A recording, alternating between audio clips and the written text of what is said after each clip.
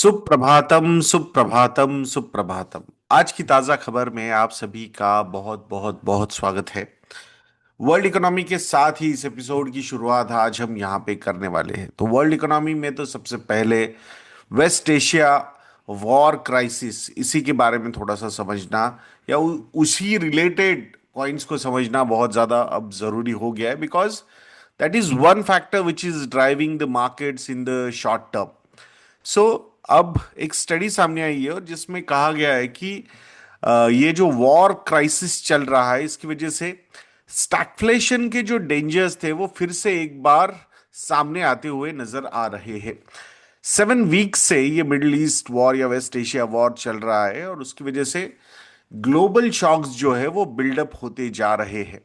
तो अभी अ, ये मंथ में second round of global business surveys जब आएंगे, दैट इज पीएमआई नंबर्स, कि जिसमें परचेसर्स मैनेजर्स इंडेक्स बोला जाता है उसे, कि अगर ये नंबर 50 के ऊपर होता है तो इकोनॉमी एक्सपांड हो रही है, 50 के नीचे जाता है तो इकोनॉमी कॉन्ट्रैक्ट हो रही है। तो इसमें मैन्युफैक्चरिंग पीएमआई होता है, सर्विसेज इंडस्ट्री पीएमआई होता है। सो अब ये नंबर्स ना it will start getting impacted, ऐसा नजर आ रहा है। सो ग्रोथ पे ओवरऑल इम्पैक्ट क्या होगा, इन्फ्लेशन पे ओवरऑल इम्पैक्ट क्या होगा, ये कुछ समय में अब हमें पता चल जाएगा। एक क्लियर स्टैगफ्लेशन का सिग्नल इमर्ज होता हुआ दिख रहा है। स्टैगफ्लेशन का मतलब क्या है कि ग्रोथ स्लो हो जाती है और इन्फ्लेशन साइमल्टेनियसली बढ़ता जाता है। एक क्लासिक स्टैगफ्लेशन का ये सेटअप अभी यहां पे नजर आ रहा है। तो फर्स्ट मंथ पीएमआई वीकनेस जो है वो मतलब शुरू हो चुकी है और इन अ मंथ और टू ये और वीकन हो सकता है। That are those are the predictions which are coming out. Europe जो है वो सबसे ज्यादा वल्नरेबल, अगर कोई मतलब रीजन है तो वो यूरोप रीजन है। तो surveys expected to show sharp deterioration in Europe vis-a-vis US या फिर अदर कंट्रीज। तो यूरोप सबसे ज्यादा इसकी वजह से प्रॉब्लम में आएगा, बिकॉज एनर्जी का जो इंपोर्ट की पे डिपेंडेंसी, एनर्जी इंपोर्ट डिपेंडेंसी वो बहुत ज्यादा है यूरोप की। वहां पे खुद से ज्यादा कुछ चीजें प्रोड्यूस होती नहीं है। ग्लोबल ग्रोथ के ऊपर जो रिस्क है वो कंटिन्यूअसली राइज होते हुए नजर आ रहे हैं। आईएमएफ ने तो already near recession scenarios predict किए हैं, उन्होंने ऑलरेडी उसकी इस रिलेटेड वार्निंग्स इशू कर दी है। अगर ये शॉक यहाँ से परसिस्ट होता है तो already we are seeing 7 weeks of war is already there और उसके इम्पैक्ट्स हमने देखना शुरू किया है। तो there is no doubt that कि वॉर विल डैमेज ग्रोथ, और ये डैमेज जो होगा वो सीज फायर वगैरह से इमीडिएटली रिवर्स होता हुआ नजर नहीं आ रहा है। And that's why higher inflation and lower growth, एक स्टैगफ्लेशन का सिनारियो सामने आता है, हुआ दिख रहा है। इन्फ्लेशन प्रेशर्स जो है वो यहाँ पे थोड़े से स्टिकी नजर आ रहे हैं। सो वॉर ड्रिवन एनर्जी डिसरप्शन जो हुआ है इसकी वजह से इनपुट इनपुट कॉस्ट जो है वो हायर साइड में मूव होते हुए दिख रहे हैं, और इसी का नतीजा परसिस्टेंट इन्फ्लेशन हम देख सकते हैं। तो सप्लाई शॉक्स जो है वो global manufacturing and services industry को हिट करते हुए नजर आ रहे हैं। और एक टिपिकल पॉलिसी ट्रैप में सेंट्रल बैंक्स अटक जाएंगे ऐसा लग रहा है। सो उनको चूज करना होगा कि इन्फ्लेशन को फाइट करना है क्या। तो अगर इन्फ्लेशन को फाइट करना है तो रेट्स हायर करने पड़ेंगे, और अगर ग्रोथ को सपोर्ट करना है तो रेट कट करने पड़ेंगे। और इसमें दिस सीसॉ बैटल जो है ये बहुत ही ट्रिकी साबित हो सकता है, क्योंकि आपने थोड़ा जरूरत से ज्यादा इंटरेस्ट रेट्स बढ़ा दिए तो रिसेशन आ सकता है, और अगर इंटरेस्ट रेट्स घटा दिए तो इन्फ्लेशन एक बार आके बैठ जाएगा इकोनॉमी में, तो उसको निकालना बहुत मुश्किल हो जाता है। Incoming data will directly influence interest rate decisions for central banks. Markets and policy makers जो है वो they are on the edge this week, because global PMI numbers आएंगे, इन्फ्लेशन के नंबर्स भी सामने आएंगे, and this particular thing will confirm whether world economy is in stagflation और not, तो स्टैगफ्लेशन की रिस्क जो है वो कितनी डीपन हो रही है यहाँ से, ये देखना बहुत ज्यादा जरूरी है दोस्तों यहाँ पे। अब थोड़ा सा ऑयल प्राइसेस में क्या हो रहा है ये देखते हैं। तो lot of tweets or lot of posts from Mr. Donald Trump is actually affecting this particular scenario. Friday को जब हमारे मार्केट्स बंद हो गए, उसके बाद जो डेटा या फिर न्यूज सामने आई थी उसमें यह था कि straight of Hormuz is open. और ये न्यूज दोनों तरफ से आई थी, ईरान की तरफ से भी आई थी, यूएस की तरफ से भी आई थी, and that is why markets reacted very positively. But ये कैसे हो सकता है कि लास्ट ट्वीट ईरान का हो? लास्ट ट्वीट तो मिस्टर डोनाल्ड ट्रम्प का ही होना चाहिए। तो उन्होंने अपने बड़ बोलापन बोलिए, कुछ भी बोलिए, but I think this is affecting the overall world economy now. ये आर्ट ऑफ डील, ये डील के चक्कर में मैं कैसे बढ़िया हूं ये दिखाने के चक्कर में, आई थिंक डिप्लोमेसी जब सोशल मीडिया पे शुरू हो जाती है तो दिस इज द प्रॉब्लम। तो उन्होंने क्या बोला बाद में कि भाई स्ट्रेट ऑफ हॉर्मुज तो ओपन है, बट हमने ईरान पे, हम ईरान के ऊपर का जो ब्लॉकेड है वो नहीं हटाएंगे। लॉट ऑफ टाइम्स आपको जो भी प्रेशर वगैरह रखना भी है, that's what the world commentators are commenting, not, this is not like we are telling अरे नहीं ये देखो हमें पता है, नो। सो एक एक डिसेंसी होती है कि भाई आप ये पोस्ट वगैरह क्यों कर रहे हो? आपको अगर प्रेशर भी बिल्ड करना है या ईरान पे प्रेशर भी बिल्ड करना है तो आप वो ब्लॉकेड, जो आपने ब्लॉकेड लगाया है वो भले ही इमिडिएटली ना हटाओ, ये चीज करो, बट वो डिस्कशन के बीच में, वो टेबल पे या डिप्लोमेटिक लेवल पे ही वो हैंडल कर सकते हैं तो अच्छा है। बट ये इनको पूरी दुनिया को बताना है कि देखो मैं कैसे जीत रहा हूं। तो इन्होंने क्या बोला कि भाई ईरान ने तो स्ट्रेट ऑफ हॉर्मुज ओपन कर दिया है, बट हमने हमारा ब्लॉकेड नहीं हटाया है, तो वी आर वेरी श्योर। तो उसके बाद ईरान बोलता है कि मतलब इन अ वे आप क्या बोल रहे हो कि सारे शिप्स वहां से क्रॉस होंगे, ओनली थिंग इज दैट कि ईरान के जो शिप्स है वो मतलब उसको यूएस जाने नहीं देगा। तो ये किस तरीके का सीज फायर या डील हो सकता है? So that's why Iran said कि नहीं नहीं, nothing going, nothing working, so I think let's do as it is. तो उन्होंने क्या बोला कि भाई ठीक है, मतलब हम यहाँ से एक भी शिप जाने नहीं देंगे। और अब उन्होंने, मतलब I think there was an incidence, Indian ship पे भी उन्होंने फायरिंग की थी ईरान ने। सो एग्जाम्पल, मतलब वो वहां से किसी को जाने नहीं देंगे, दैट वाज द जिस्ट। तो अब उसके बाद फिर से then that was the reason कि भाई जहां लग रहा था कि चीजें अच्छी हो रही है, वहां पे मिस्टर डोनाल्ड ट्रंप के एक ट्वीट ने फिर से प्रॉब्लम्स खड़े कर दिए। And obviously I think if he wants to win the battles of social media, what we can say is that कि किसका अपर हैंड है उसमें, एंड सोशल मीडिया बैटल्स अगर उनको जीतने हैं तो देन आई थिंक ईरान पे अब उन्होंने इतने सारे अटैक्स किए हुए हैं कि जिसमें वो बोल रहे हैं यार अब इतना आप ऑलरेडी तबाही मचा ही चुके हो, तो अभी we have nothing more to lose. So in that particular case I think बाकी कोलैटरल डैमेज में यूएस को ज्यादा हिट हो सकता है उस वजह से। इमेज के पॉइंट ऑफ व्यू से बात कीजिए, अलाइज के लॉसेस के पॉइंट ऑफ व्यू से बात कीजिए, तो ये सारे factors currently are playing out. So अब इसीलिए आज जब ये वीडियो बना रहा हूं मैं, ऑलमोस्ट 6 बजे है, उस वक्त पे अराउंड 96-97 डॉलर पर बैरल पे ब्रेंट क्रूड ऑयल प्राइसेस चल रहे हैं।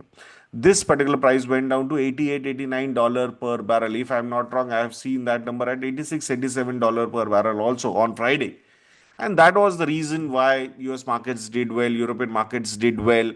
इंडियन मार्केट्स में गिफ्ट निफ्टी के नंबर्स अगर हम देखते थे उस दिन तो 280-300 पॉइंट तक वो ऊपर चला गया था। अब देखना पड़ेगा आज कि क्या क्या लेवल पे मार्केट ओपन होता है। But definitely I think these things are not working out really well, specifically social media influencing which mister Trump is trying to do over here, और उसी का नतीजा हम यहाँ पे देख रहे हैं। सो अभी बातें चल रही है कि क्या मंडे या ट्यूसडे से फिर से डिस्कशंस ओपन हो सकते हैं क्या? ईरान मीडिया ने बोला है कि ईरान के निगोशिएटर्स विल नॉट गो। अभी अभी तक तो यही स्टांस था। So let's see, let's hope that कि फिर से एक बार ये डिस्कशन शुरू हो जाए, ये डील जल्द से जल्द कंप्लीट हो जाए, बिकॉज स्टैगफ्लेशन अगर एक बार आके बैठ जाएगा, यानी कि higher inflation and lower growth, तो देन ये दो दो राक्षसों को निकालना वर्ल्ड इकोनॉमी से बहुत मुश्किल हो सकता है। अब नेक्स्ट न्यूज जो है वो इंडियन इकोनॉमी के बारे में बात करेंगे दोस्तों। तो इंडियन इकोनॉमी में पेंशन सेक्टर के बारे में बात करेंगे। सो गवर्नमेंट में hike FDI limit in pension sector, ये एक न्यूज आई है। सो एफडीआई कैप जो है करंटली 49% का है, तो इसको बढ़ा के 100% तक किया जा सकता है। ये एक बड़ा लिबरलाइजेशन का मूव हो सकता है to open pension sectors fully to foreign investors. So इसके लिए रिलेटेड जो बिल है वो अपकमिंग पार्लियामेंट सेशन यानी कि मॉनसून सेशन में आ सकता है for approval. then so ultimately ये reforms they will get aligned with insurance sector reforms. So already insurance FDI India ने इंक्रीज किया है फ्रॉम 74% टू 100% लास्ट ईयर। तो ये उसी के लिए एक अलाइड काइंड ऑफ बिल हो सकता है। की स्ट्रक्चरल रिफॉर्म्स की अगर हम बात करते हैं तो एनपीएस ट्रस्ट सेपरेशन यहाँ पे हो रहा है। So proposal to separate NPS trust from PFRDA regulator. So ये जो मतलब ट्रस्ट है वो कंपनीज एक्ट या चैरिटेबल ट्रस्ट स्ट्रक्चर के अंडर लाया जा सकता है। सो न्यू गवर्नेंस फ्रेमवर्क यहाँ पे सेट हो सकता है। सो एनपीएस ट्रस्ट जो है it would be run by 15 member board. So majority जो है वो गवर्नमेंट रिप्रेजेंटेटिव्स रहेंगे because largest contributor to this corpus is government of India, मतलब यानी या उनके एम्प्लॉयज के मतलब जहाँ पे अब पेंशन तो नहीं देने वाला है गवर्नमेंट, तो अल्टीमेटली मतलब एटलीस्ट वो जो कंट्रीब्यूशन है उसको अच्छी तरीके से मैनेज करने पे फोकस यहाँ पे किया जा रहा है। सो ऑब्जेक्टिव ऑफ रिफॉर्म क्या है? So to attract global capital and expertise in this particular pension sector. So इसके अगर कंपटीशन इंप्रूव हो जाएगी, एफिशिएंसी बढ़ेगी, तो automatically returns in the pension ecosystem will go up. So यहाँ एक ओवरऑल कॉन्टेक्स्ट की अगर हम बात करते हैं तो शिफ्ट टू एनपीएस मॉडल कैसे नजर आ रहा है? So move from defined benefits, यानी कि गवर्नमेंट जो एक डिफाइंड बेनिफिट देता था एज अ पेंशन, तो वहां से अब ये डिफाइंड कंट्रीब्यूशन सिस्टम बनाया जा रहा है। सो गवर्नमेंट क्या बोल रहा है कि भाई हम हमारे जेब से ये नहीं दे सकते हैं, हम कंट्रीब्यूशन दे सकते हैं। सो कंट्रीब्यूशन दिया जाएगा, वो अच्छी तरीके से मैनेज करके उसमें अच्छे रिटर्न्स लाके आप आपका खुद का रिटायरमेंट प्लान बना सकते हो या रिटायरमेंट फंड बना सकते हो। So I think this is the reason, because जो पेंशन लाइबिलिटीज गवर्नमेंट पे अगर आती है, अगर गवर्नमेंट पेंशन कंटिन्यू करता, तो ये अनसस्टेनेबल पेंशन लाइबिलिटीज आती है, और इन्हीं को हटाने के लिए ये शिफ्ट लिया गया है towards NPS model. So and which is working out really well also. So I think so and that's Y अब इसको और ज्यादा कंपिटिटिव बनाने के लिए या एफिशिएंट बनाने के लिए ये पर्टिकुलर रूल्स और आ सकते हैं।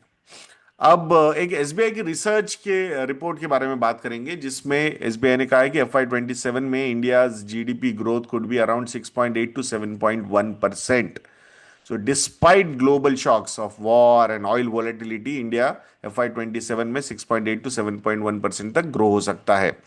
So India is entering crisis from a position of strength. So base जो है FY26 का काफी स्ट्रांग है 7.6% का, बट उसके बाद ये जो वॉर ऑयल वोलेटिलिटी हुई है, तो वहां पे क्राइसिस काइंड ऑफ सिचुएशन नजर आ रही है। दो क्राइसिस सिचुएशन है, overall world global crisis situation है, बट रेजिलियंस ड्राइवर्स जो है इंडिया के वो इंटैक्ट नजर आ रहे हैं। वो क्या है? एक तो strong banking system and domestic fundamentals consumption की अगर हम बात करते हैं, और मैक्रो एनवायरनमेंट जो है वो ग्रोथ को सपोर्ट कर सकता है यहां से भी आगे। सो ऑयल शॉक इम्पैक्ट जो है वो इंडिया के लिए मैनेजेबल है होगा, ऐसा उस रिपोर्ट में कहा गया है। Unlike past crisis, impact is expected to be contained. So earlier global shocks के कंपैरिजन में India is better place because macro situation काफी अच्छी नजर आ रही थी इंडिया की। सो ग्लोबली अगर देखा जाएगा तो देर इज अ कॉन्ट्रास्ट। तो US is more vulnerable historically. Past oil shocks जो है वो यूएस रिसेशंस लेके आ चुके हैं, दो इस बार सेल्फ सफिशिएंसी काफी ज्यादा एनर्जी रिलेटेड यूएस की, and tax support to household is also on a higher side. तो this can soften the impact on US economy, but it will be there. अब इंडिया के बारे में अगर हम बात करेंगे तो की मैक्रो नंबर्स अगर हम देखते हैं, FY27 आउटलुक अगर हम देखेंगे इंडिया का, तो inflation number could be around 4.5%, physical deficit number would also be around 4.5 to 4.6%। So risks क्या क्या फ्लैग हुए हैं इस रिपोर्ट में, तो ऑयल प्राइस स्पाइक जो है या फिर वॉर एस्केलेशन, ये एक सबसे बड़ी रिस्क यहाँ पे रखी गई है। दूसरी जो रिस्क है जो ग्रोथ को अनसर्टेन बना सकती है वो है super El Nino risk. Already Skymet के प्रोजेक्शंस हो जिन्होंने बोला है around 94% of normal monsoon, and IMD ने तो 92% ऑफ नॉर्मल मानसून बोला है। तो definitely I think this year El Nino का इम्पैक्ट जो है वो दिखेगा, सुपर एल नीनो बोला जा रहा है। सो लेट्स सी उसका इम्पैक्ट कितना हमारे इकोनॉमी पे होता है, but that is the risk we are currently carrying. और एक्सटर्नल प्रेशर, सेक्टर प्रेशर की अगर हम बात करते हैं तो बैलेंस ऑफ पेमेंट्स, यानी ये जो इंपोर्ट्स के चक्कर में रुपी पे जो प्रेशर बन रहा है, oil imports, extra oil imports because of the price rise, मतलब ऑयल प्राइस जो ऊपर गए हैं, so I think that is creating an impact. Policy stance क्या रहेगा? Reserve bank of India is likely to hold currency policy stance, यानी कि interest rates ना बढ़ाए जाएंगे ना घटाए जाएंगे, यही स्टांस कंटिन्यू होगा ऐसा लग रहा है। और बैलेंस ऑफ पेमेंट की स्टेबिलिटी या फिर करेंसी स्टेबिलिटी के पॉइंट ऑफ व्यू से यहाँ पे रिजर्व बैंक ऑफ इंडिया की तरफ से थोड़ा सा सपोर्ट जारी रह सकता है। इस क्राइसिस में न्यू अपॉर्चुनिटीज भी इमर्ज हो रही है, that is specifically financial hub potential. Gift city का एक फाइनेंशियल हब पोटेंशियल बनने का एक अपॉर्चुनिटी सामने नजर आ रहा है, और plus Indian airports and infra growth themes जो है यहां से भी आगे काफी अच्छी तरीके से प्रॉस्पर हो सकते हैं, ये भी प्रेडिक्शन वहां पे दिया गया है।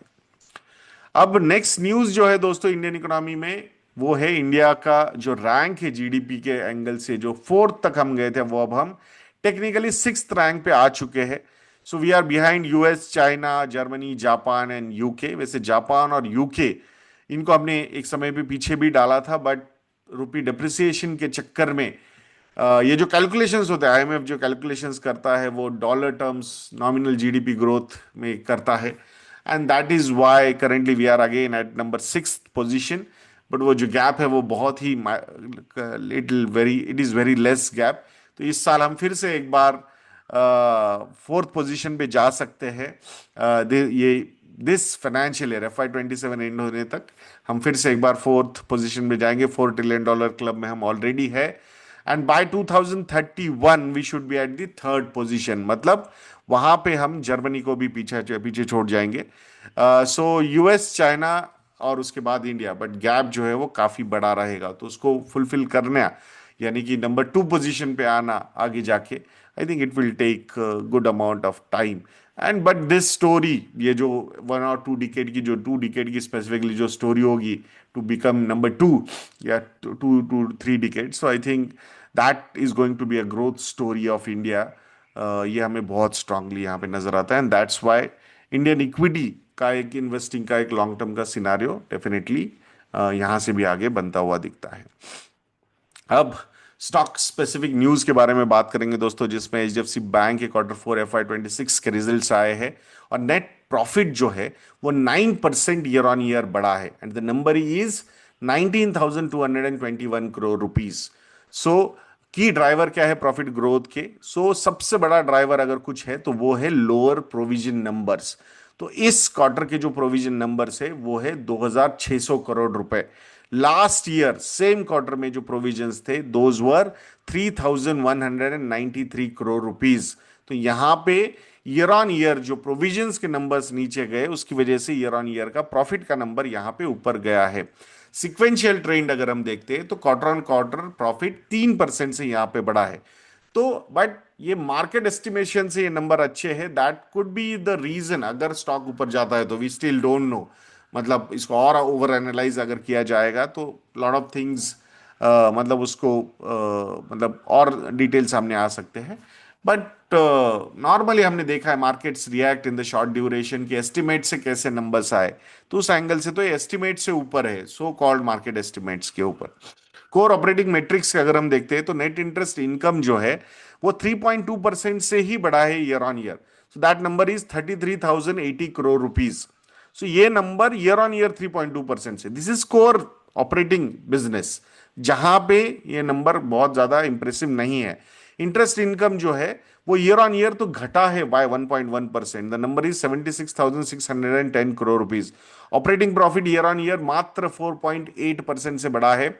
So that number is 27,802 crore rupees. Net revenue is up by 5% year on year. The number is 46,280 crore rupees. Margins और costs की अगर हम बात करते हैं तो net interest margin जो है वो flat रहा है quarter on quarter. The number is at 3.38%. Operating expenditure 5.2% year on year यहाँ पे बढ़ा है and cost to income ratio is currently at 39.9%. Asset quality अगर हम बात करते हैं तो definitely these numbers are improving. Gross NPA number for quarter 4 FY26 is 1.15%. Gross NPA number. Last year same quarter में ये नंबर था 1.33%। Last quarter this number was 1.24%। तो it shows that gross NPA numbers are going down, so asset quality is improving. Net NPA numbers की अगर हम बात करते हैं तो this number net NPA number is at 0.38%। Last quarter this number was at 0.42%। तो net NPA numbers भी यहां पे इंप्रूव हुए हैं और absolute gross NPA numbers quarter on quarter यहां पे घटे हैं 34,061 करोड़ रुपीस। अब other income and business mix के बारे में बात करते हैं। सो अदर इनकम है यहां पे 13,200 crore rupees, 9.7% year on year. Fees and commission का नंबर 8.1% से बढ़ा है। The number is at 9,220 crore. Forex and derivatives का जो इनकम है वो है 1,490 crore rupees. So 3.5% year on year ये ऊपर गया है। डिपॉजिट्स की अगर हम बात करते हैं, deposits have gone up by 12.8% year on year and the number is at 28.5 lakh crore rupees. Shareholders के लिए पे आउट क्या है? सो फाइनल डिविडेंड जो है 13 रुपीज का कंपनी ने डिक्लेयर किया है। सो पूरे FY26 का अगर डिविडेंड देखते हैं हम इंटरिम डिविडेंड ऐड करके, सो दैट नंबर इज 15.5 पर शेयर। सो बॉटम लाइन यही है कि अर्निंग्स जो है वो प्रोविजनिंग कम होने के चक्कर में, प्रोविजनिंग के टेलविंड के चक्कर में ये बड़े हैं। This is not core growth but this is supported by lower provisions, so that's why numbers are looking good.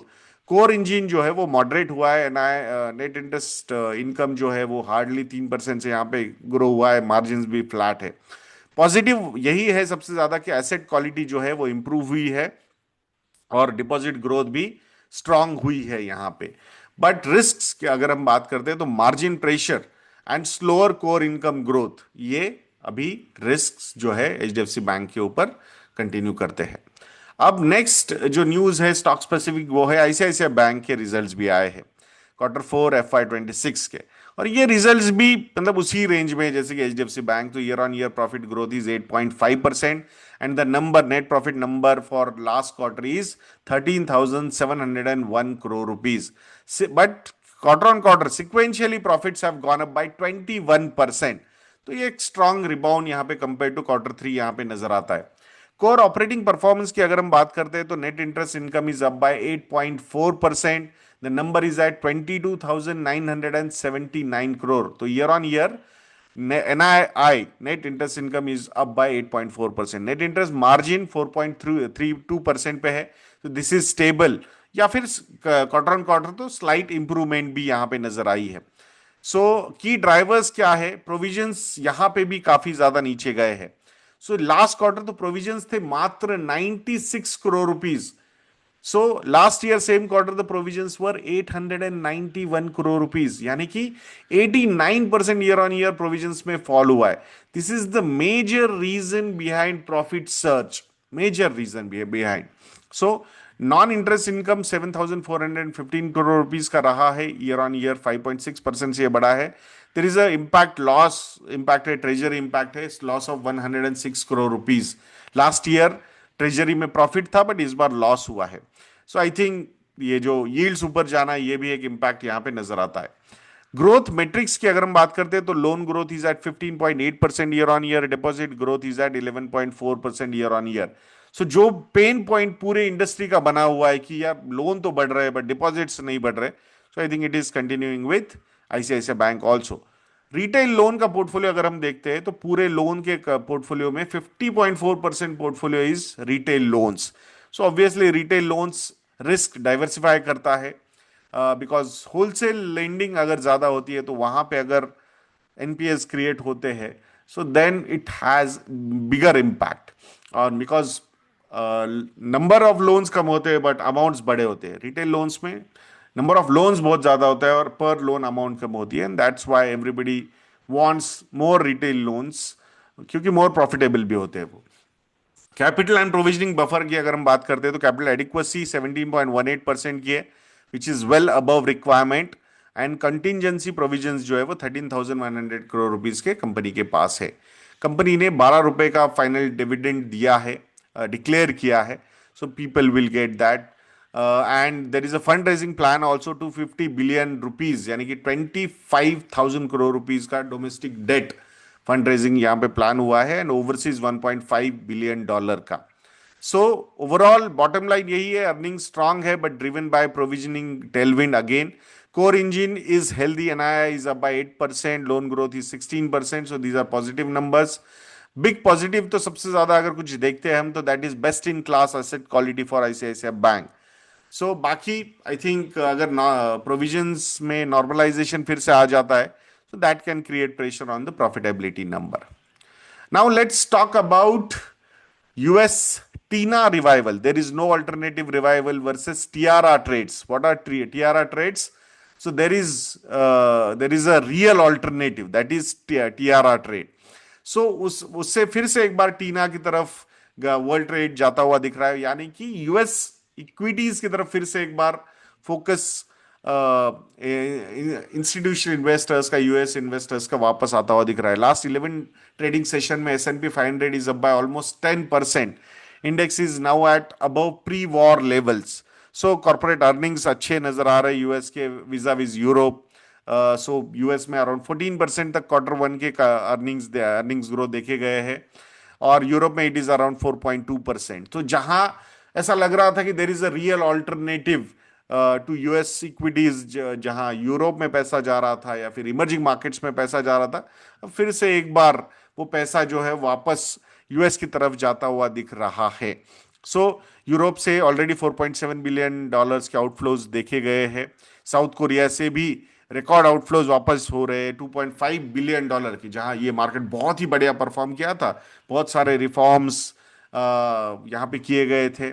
So emerging market में एक फिर से मीन रिवर्सल जो हुआ था, जहां पे इंडिया से पैसा बाहर गया था और बाकी इमर्जिंग मार्केट्स में पैसा गया था, so it help them. But now अगर वहां से भी पैसा वापस यूएस की तरफ जाता हुआ देखा जा रहा है, so TINA is greater than TRR now. TINA, there is no alternative, जो एक सिचुएशन थी वो फिर से अब there is an, so real alternative की तरफ से तरीके से दूसरे मार्केट्स को देखा जा रहा था।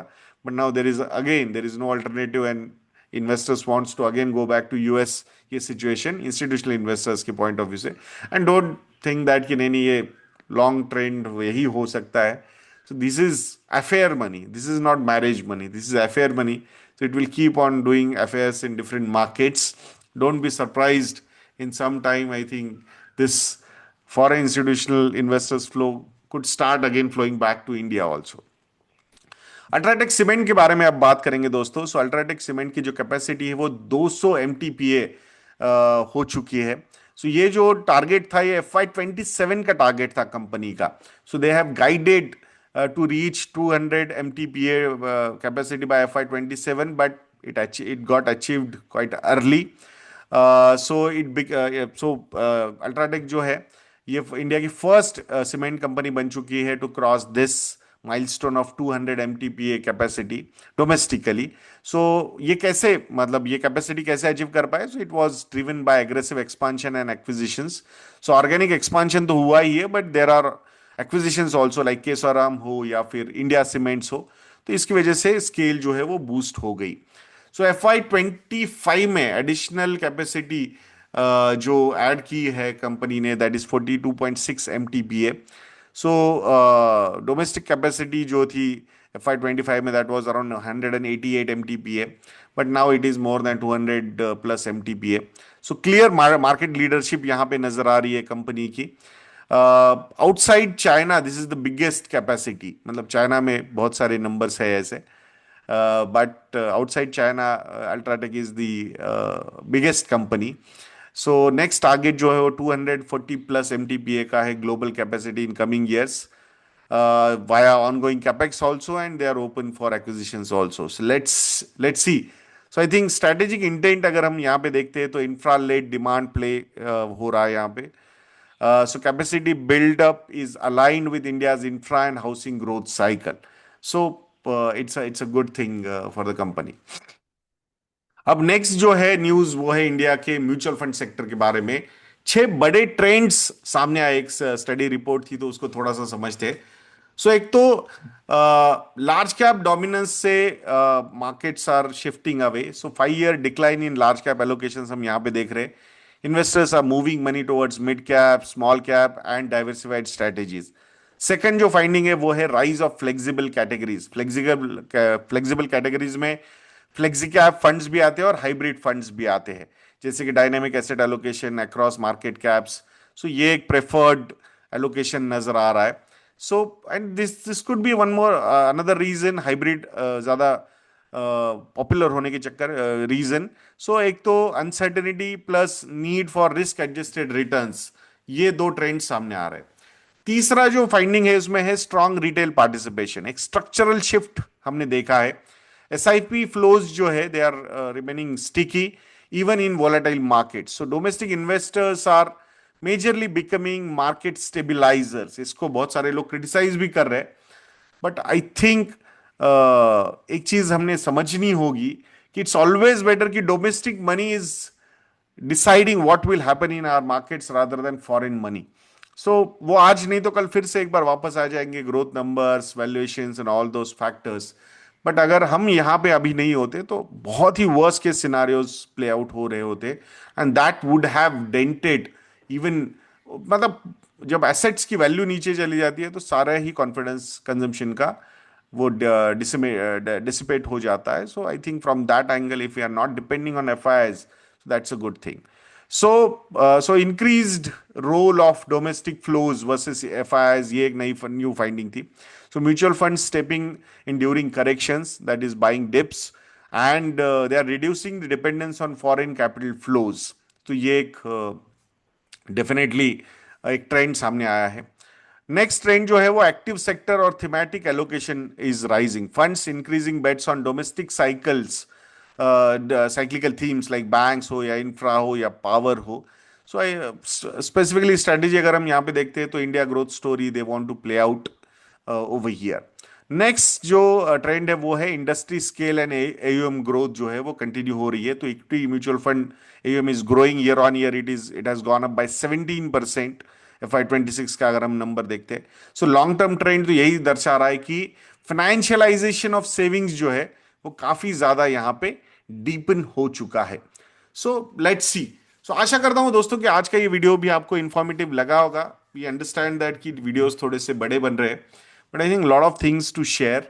और अगर आप लोगों को लगता है कि हम अच्छा काम करते हैं तो हमारे रिसर्च प्रोडक्ट्स जैसे कि मॉडल पोर्टफोलियोज हो या फिर स्टॉकोमीटर हो या फंडोमीटर हो, इनको सब्सक्राइब करना बिल्कुल मत भूलिएगा दोस्तों. अगर आप हमारे एग्जिस्टिंग सब्सक्राइबर हो तो रिन्यू ये प्रोमो कोड यूज कीजिएगा, आपको काफी अट्रैक्टिव डिस्काउंट्स मिलेंगे. सो आशा करता हूँ आप investindia.in को जरूर विजिट करोगे. तो ऐसे वीडियोस के लिए चैनल पे बने रहिए, वीडियो को लाइक करना, वीडियो को शेयर करना और चैनल को सब्सक्राइब करना बिल्कुल मत भूलना. नेक्स्ट वीडियो में मिलते हैं. जय हिंद.